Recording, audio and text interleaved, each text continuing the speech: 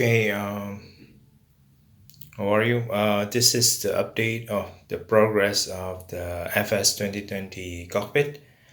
I changed my mind. I won't build a Cessna specific cockpit, but it's a multi-engine, so can be used for any plane. And this is still not yet done. I haven't completed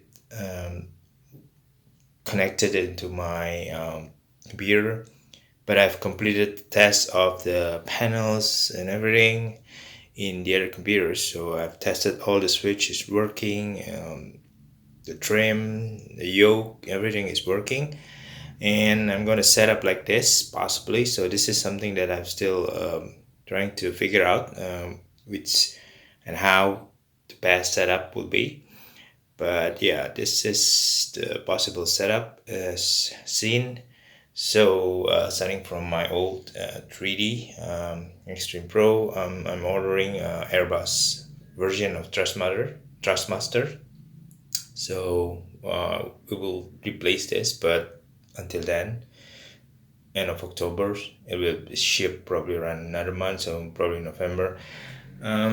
This is the switch panel, and there's a Trustmaster rudder, the cheap one. It's quite compact, so I selected that one. Gonna go through each of it. And this one is the pedestal for the A320. Still using my Trustmaster hot has. Going to be replaced by Airbus versions from Trustmaster also later on. So yeah, this is the setup.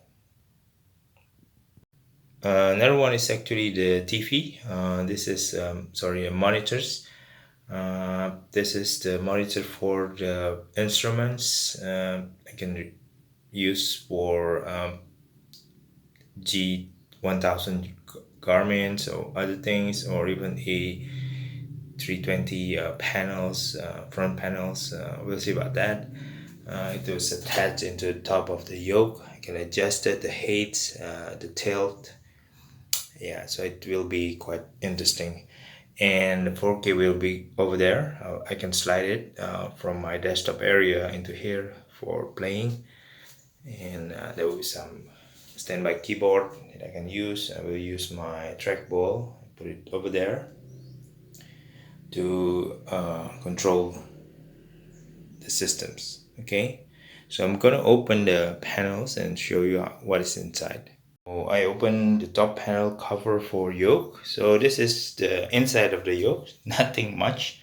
However, it's require this length because I want almost a full travel of the yoke. So it's mostly 3D printed materials over there. And this rail actually I'm using from my old unused or broken 3D printers and E8, which is already unused. So I'm using this steel rod, and its bracket actually reused with some additional aluminum bracket to put it to put on hold into the base. So this is a front plate, and this one is a ball bearing. Basically, it's a how do you call it, a bed style bearing. So it's actually sit on top of something, and this was the for the pitch. Sorry, this for the roll. So you can see. So it will stay in the centers, and there's some other. This is supposed to be a kind of a tension. I put a PTFE inside, so I can strengthen this this plate and push a bit into the shaft. So if I want to have a stricter movement or tension, I can restrain. But at this far, I don't use that because it's kind of like too much.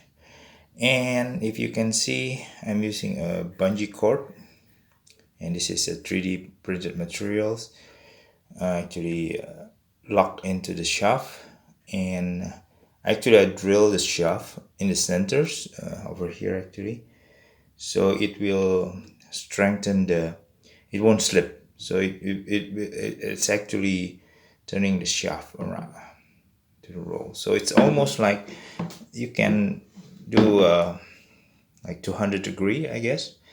And at the end of the shaft for the roll, I'm using direct connections from 3D printed, and just put some glue over there, and put some strengthening screw to ensure this is not moving, and then connected to the potentiometer.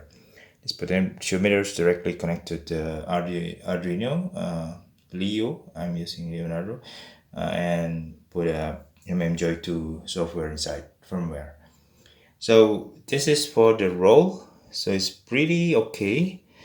For the pitch, I'm thinking hard how really to ensure that I can translate the movement of the pitch into the potentiometer. So I've tried several methods, but again I end up with something that is actually a lever.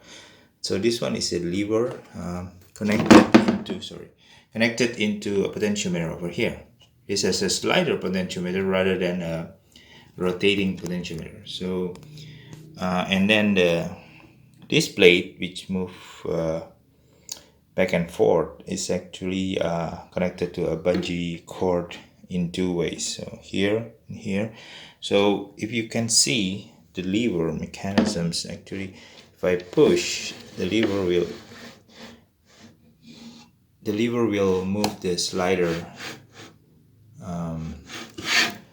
with a different distance. So it's like 4-1 or 3.5-1. So it will translate the movement.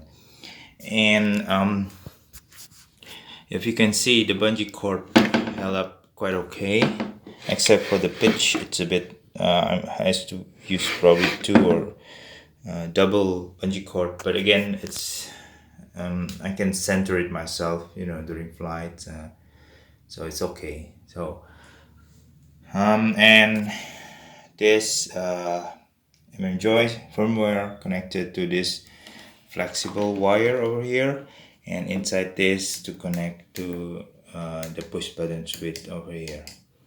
Okay, I've covered this switch in other videos of mine, so I won't cover it again. But again, this one is the mechanism sense. Actually, I've tried this in FS2020, and it's pretty smooth. It's quite smooth, and I enjoy it. I mean, with the long distance of pitch and roll, I can control the aircraft very slowly, very accurately, rather than harsh. If you are using this kind of joystick, it's like if I move too much, the plane will rock to one side to the other. So I think it's this yoke is satisfying. It's a lot of thinking in the build, and I mean, just trying different methods and quite a hard work in terms of this is metals. I'm using almost like 5 mil aluminum plate, and this is a 3 mil plate for the cover. So it's actually quite substantial in terms of the build, but I'm happy with it. It's actually I use as I mentioned, I'm supposed to buy a honeycomb yoke, but unfortunately I cannot get one. So I built myself something which is quite okay, definitely, and I enjoyed using it in FS2020. So this is the yoke that I put on top of the panels with a very basic wood sheet, and then this is 12 millimeters sheet wood plywood, and the inside this there's a controller for the panels. So I'll show it. Okay, so this is inside the panels. Switches is very not tidy. I'm quite lazy in make it tidy. I just glue it up here using hot glue. That's it. I just want to make quick and dirty kind of panels that I can use immediately. So I don't bother to make it beautiful. Some wood is not finished, even like just end up, wow, it's not fitted. It cannot fit. So I have to make a way for the switches, thing like that. I do some adjustment on the far end of the panels, using additional wood. So it's very quick and dirty, but it's working. So I'm using, if you can see, 3 Joy firmware with Arduino Leo. It's overkill. I can use Nano actually, but yeah, because I'm using shift registers. If you can see, each of them consists of 16 points. I create my own PCB for this. It's each 32 special button or software buttons under Arduino Joy 2. So I try to limit 32 so to ensure that the switches won't exceed the limits of the Microsoft Windows 32 buttons. So that's why I'm using 3 of them. I can actually connect to 96 or even 100 something switches, although effectively probably around 80, 70 something or even 60 in one Arduino Leo, like 32 for switches, and the rest is for the buttons, ordinary buttons. But the problem is I might afraid that FS2020 might not recognize that exceeding 32 buttons, right? So because Windows only recognize 32 buttons in the joystick, certain software like DCS can do more than that, but I'm not sure. So rather than, I haven't really tested either at a time, so kind of just play safe and then limit each of the set maximum 32 joystick buttons. So it will definitely recognize. I've tested in using joystick USB setup in Microsoft Windows 10, so it can recognize everything. So what happens is that if I'm this one is a toggle button. So in Joy you can set the toggle button to create a pulse. So I'm using a toggle switch function in Joy, where every change of this switch condition, it will send a pulse, 100 millisecond pulse. So I think it should be enough. So if I change from off to on, it will create a pulse, and then if I switch from on to off, it will create a pulse. So it is not as intuitive or controlled like in DCS, my other cockpit, like FA18 cockpit, where the two position on and off have a separate signal. Okay, have a separate line of signals or buttons. So you can ensure that if it's off to on, it will only switch or trigger an on situation, or on to off, it will trigger the off signal. However, that require doubles the switch and buttons in Joy, which is, let's say if you want to have the 32, but if you have 32 switches here, it will require at least 64 point or software buttons inside as the output of Joy. That will defeat the purpose of limiting 32. So I will end up with a lot of Joy software. So to ensure that I have quite effective solutions, at least to ensure that I've limited at least to certain numbers of Joy, I'm using a toggle switch rather than a switch on, switch off path for each of them. So yeah, this is the key.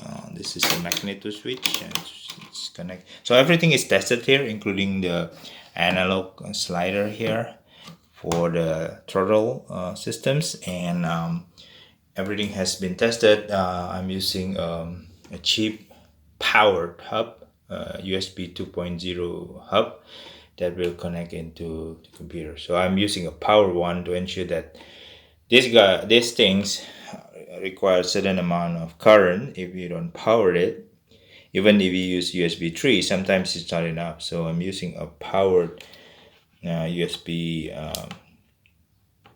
hub. I haven't really finished the setup, so everything is there. It's quite messy over there. It's actually those shift register control from the trim, the panels below. So here it is, the front panels.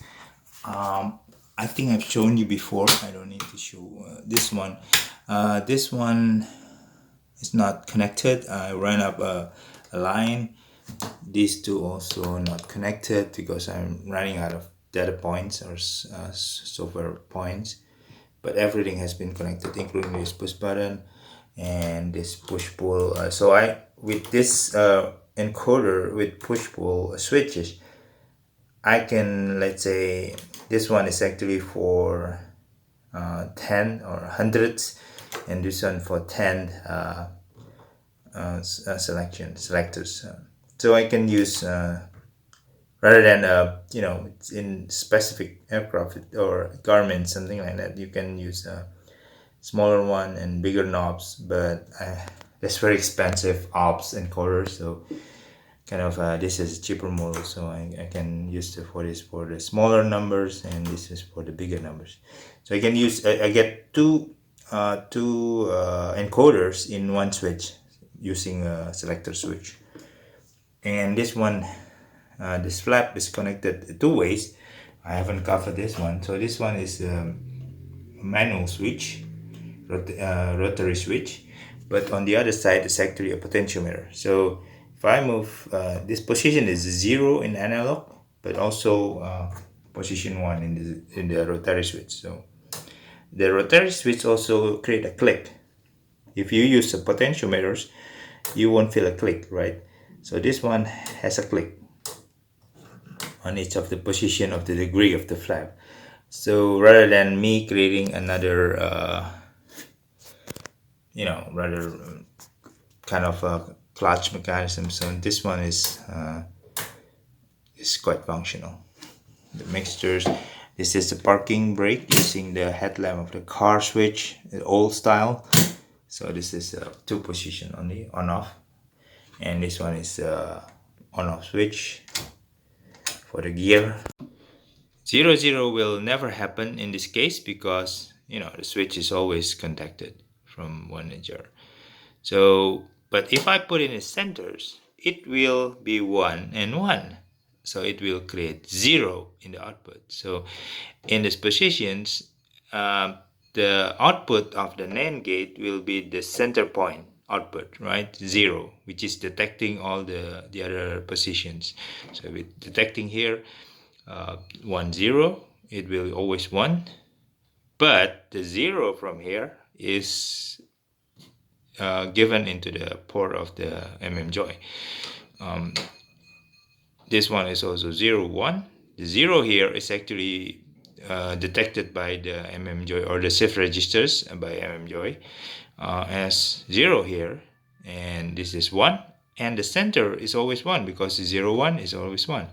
And here also this 1 is 0, and the center is always 1 because it's not, the logic is not functioning. But if I put it here, it's always like 1 and 1 over here on the two sides. When the NAND gate detected 1 and 1, it will give a result of 0 in the center. So it will send also another port. So three shift registers input being used as usual as on switch. So rather than creating a mechanical on switch, which is impossible for this, this is electrical switch gear for panels. Rather than I'm creating new switch mechanically with micro switch or whatever it is, or converted sudden rotating switch, which is quite difficult, I'm just using this available switch. So it's I'm thinking hard on how to create a on switch from a single on switch. Rather than creating a mechanical, I'm creating a logic simple circuit using 7LS00 or 7SC00. So that's it. Okay, so just quickly, this is my hot test. I haven't configured this one, but it will be connected into a different Arduino, and there will be a TV radar, and then side panels where I put my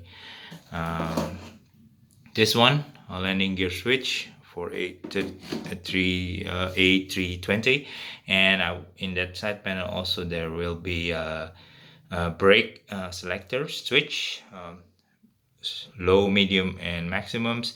And on the top one, actually there will be a panel for flight director panel, which is frequently used. So I'm creating only the frequently used panels in this case.